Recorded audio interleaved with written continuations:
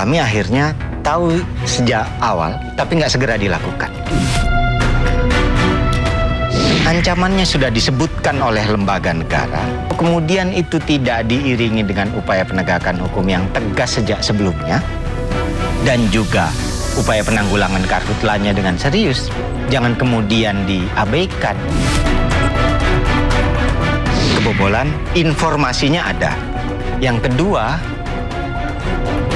kami justru melihat pemerintahnya menyepelekan ancaman yang datang. Dalam analisis kami melihatnya besar karena kesengajaan yang terjadi saat ini pembakaran hutan. Yang terjadi kerugiannya diterima masyarakat, keuntungannya diambil segelintir pihak.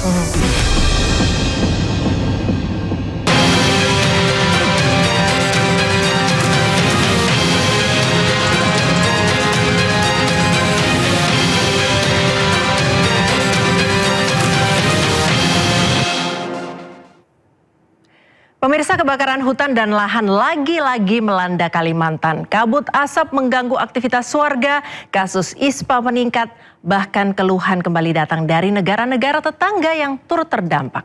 Pertanyaannya, apakah ini murni akibat musim kemarau ekstrim?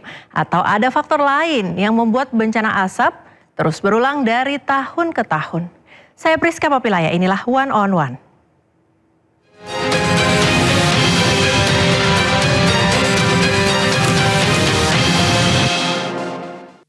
Sebelum kita bahas lebih dalam, kami akan mengajak Anda untuk melihat kondisi kebakaran hutan jika dilihat dengan Google Map.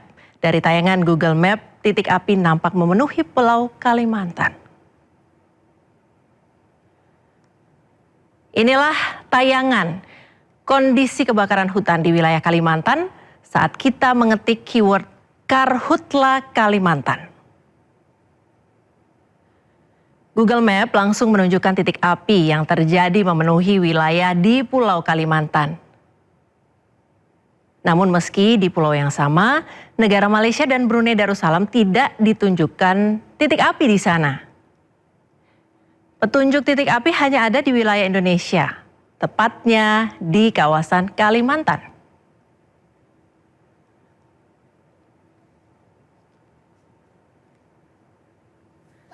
Akibat jarak pandang yang terbatas, sebuah truk membawa produksi sepeda motor baru terguling. Asap tebal dengan jarak pandang terbatas menyebabkan truk tidak mampu mengontrol lajunya. Situasi asap tebal akibat kebakaran hutan ini sangat membahayakan pengguna jalan. Hingga saat ini, titik api masih belum padam sepenuhnya.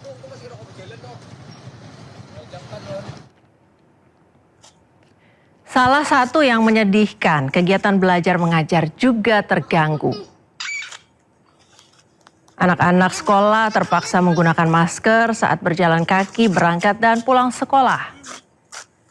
Kasus ISPA pun meningkat mencapai 66.000 kasus.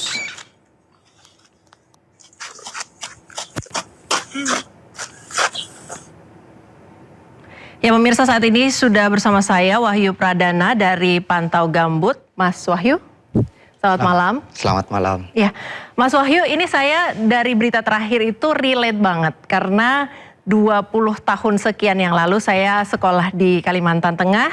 Dan setiap tahun menggunakan masker di periode tertentu di sepanjang tahun itu menggunakan masker selama berhari-hari bahkan berminggu-minggu untuk pergi ke sekolah karena asap pekat akibat kebakaran hutan. Sampai hari ini 20 tahun sekian kemudian saya masih membacakan berita yang sama. Jadi sebenarnya kondisi apa yang terjadi di Kalimantan Tengah, di Kalimantan secara keseluruhan, kemudian di Papua, kemudian di Sumatera? Terima kasih Mbak Priska. Kalau melihat 3 lokasi karhutla yang cukup dominan, sebenarnya 3 lokasi ini tempat di mana ekosistem gambut berada. Sebagai informasi, bisa jadi teman-teman di Jawa akan sangat bertanya-tanya kenapa kemudian kabut asapnya sedemikian besar. Karena ekosistem gambut kita yang kesatuan hidrologis gambutnya nyampe 24 juta hektar itu hanya berada di area Sumatera, Kalimantan, dan Papua. Khususnya sebagian, kalau kita lihat ya, Papua Selatan. Itu bisa melihat di area Merauke, Bovendigul, dan Mapi. Kalimantan hampir seluruhnya punya gambut. Kalau kita perhatikan, Aceh yang awal tahun juga udah mulai terbakar, Riau, Sumatera, termasuk Sumatera Selatan, Jambi, itu juga punya ekosistem gambut yang cukup dominan. Ekosistem ini mudahnya itu seperti tumpukan serasa cukup besar. Itu kenapa di beberapa... Tumpukan apa, Mas? Tumpukan daun kering lah, Iya, mudahnya. Tapi cukup tebal. Dan buat adanya gambaran. di dalam tanah. Adanya berada di dalam tanah. Gambut budidaya dalam regulasi kita itu masih mengizinkan kalau tebalnya nyampe 3 meter. Sementara gambut kita ketebalannya belasan meter. Dan kebakaran ini betul terjadi dari bertahun-tahun lalu. Bahkan 2002, negara-negara ASEAN itu membuat ASEAN Agreement on Transboundary Haze. Jadi perjanjian soal penanggulangan asap lintas batas. Semua negara tanda tangani, walaupun Indonesia tanda tangan agak akhir 2015. Nah, tapi itu yang membuat ekosistem gambut punya korelasi kuat dengan kabut asap. Ironinya kita melihat anak sekolah masih tetap masuk sekolah, kemudian aktivitas dipaksa berjalan. Buat informasi saja, hasil kumulatif kita melihat status-status darurat dan siaga karhutla, setidaknya sudah 40 kabupaten kota di Indonesia ini sejak awal tahun lalu sudah menetapkan siaga darurat karhutla. Jadi harusnya juga sebagian mulai diliburkan. Penting diingat, ekosistem gambut tidak hanya berbahaya ketika terbakar, bahkan ketika dia dibuka saja ada satu jenis zat, biasanya masyarakat teman-teman yang di ilmu tanah menyebutnya sebagai pirit, itu terkena oksigen saja, teroksidasi jadi bahan beracun. Ini yang makin berbahaya dan ketika terbakar berulang kali seperti yang terjadi sekarang. Sudah ini terbuka bercampur dengan asap. Bercampur dengan api menghasilkan asap begitu Kalau ya. Jadi ditanya apakah ini kebakarannya terbakar karena cuaca atau besar karena kesengajaan, dalam analisis kami melihatnya besar karena kesengajaan. Naturalnya ekosistem gambut itu basah.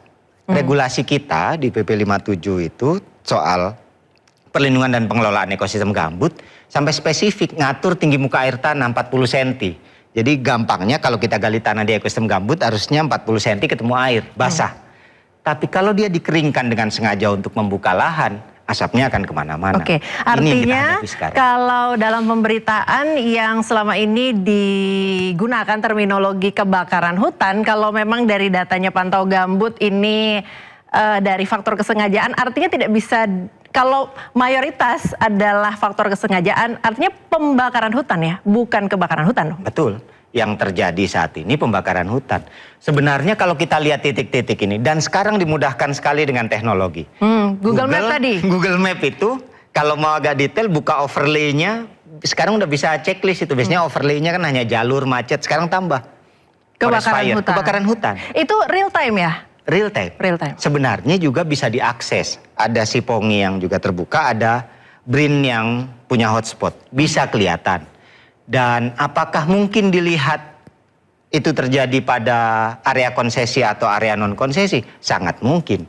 Pantau Gambut juga mencatat sebagian kebakaran ini, karhutla, itu juga terbakar pada area-area konsesi. Sayangnya yang kita lihat sekarang, baru beberapa waktu yang lalu misalnya, ada konferensi pers 72 orang ditangkap sebagai tersangka macam-macam. Tapi pelaku individu, kalau itu berada di lahan konsesi dan punya korelasi langsung dengan konsesinya, harusnya upayanya bisa lebih dari itu. Ini apa upaya lebihnya?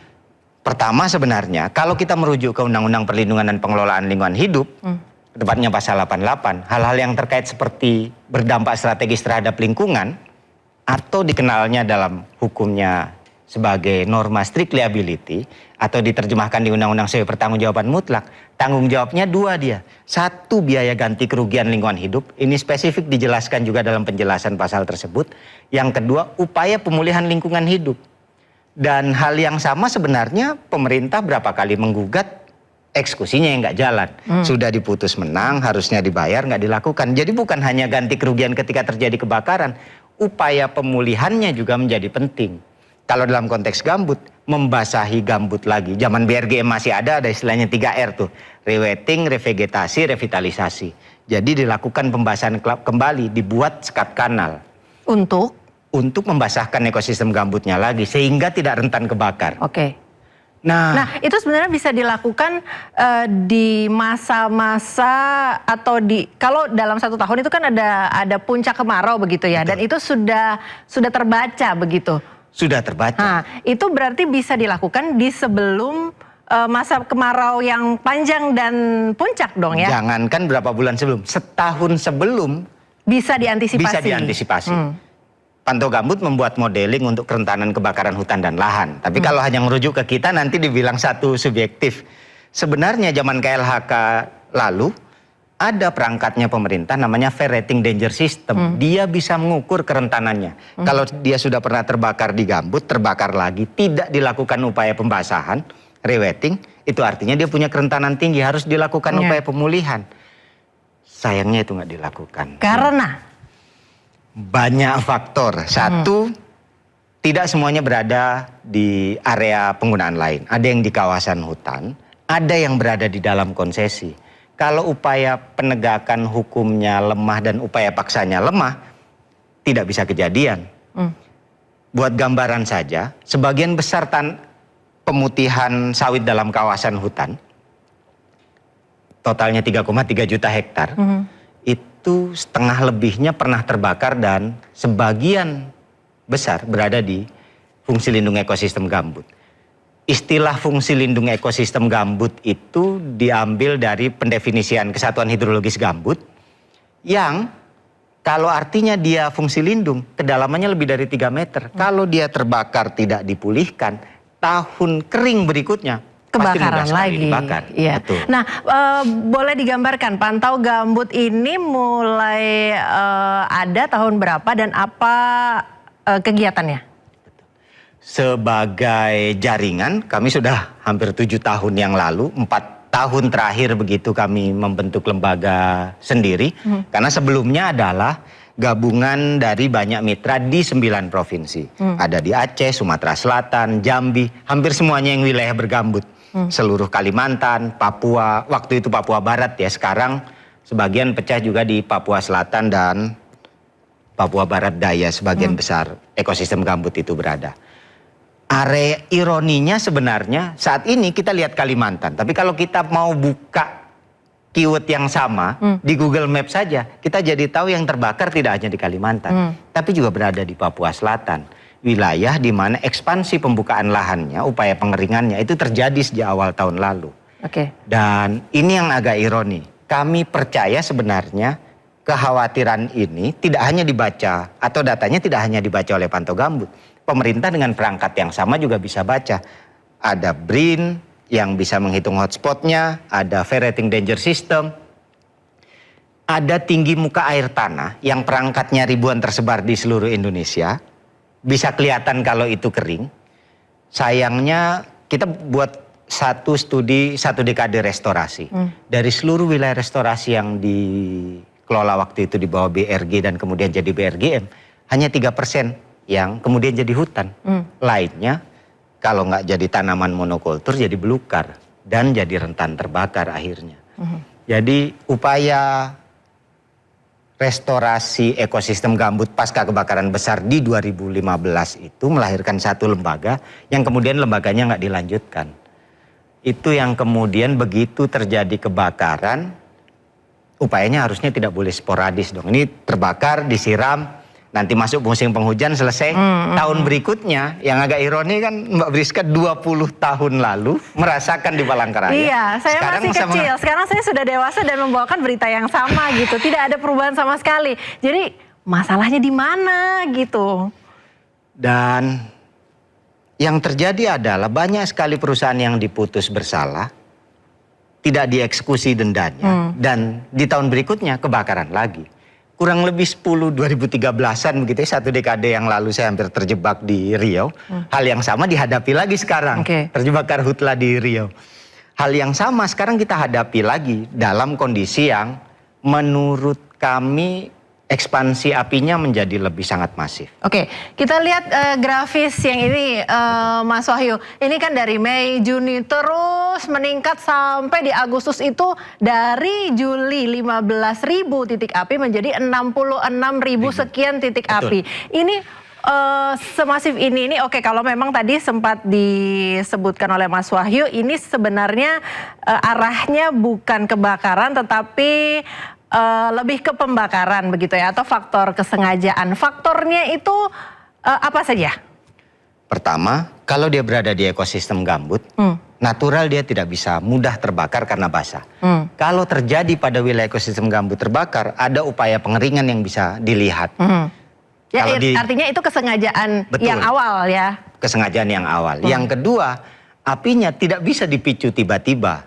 Begitu satu wilayah terbakar, memang pada akhirnya dia akan mudah sekali terhubung pada ekosistem gambut yang lain.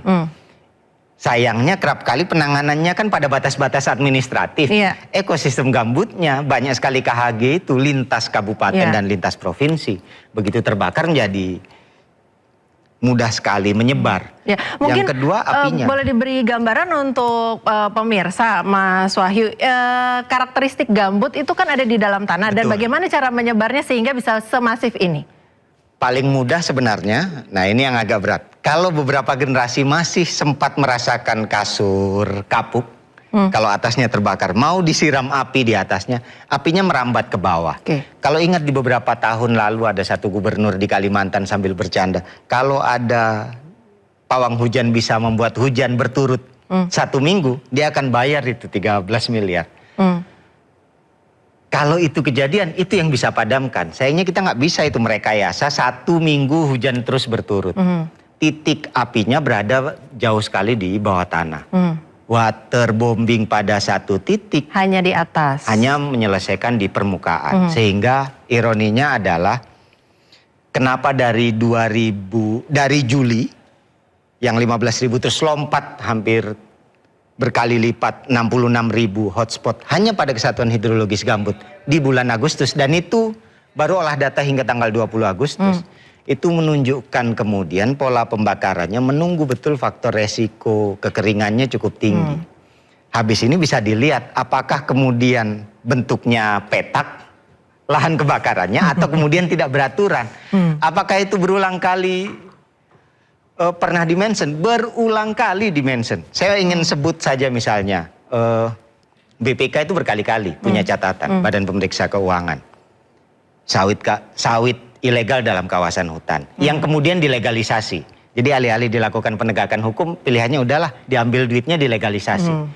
2019 dia udah sebut 2,9 juta, kemudian muncul laporan BPK berikutnya udah nyebut 3 juta. Itu baru yang legal dan yang ilegal dan membakar. Yang legal dan membakar apakah ada? Deposit yang belum dieksekusi dari putusan pengadilan, dari kemenangan gugatan dari zaman Kementerian Lingkungan Hidup, masih misah, sampai nyatu jadi KLHK, sampai misah lagi, itu lebih dari 13 T.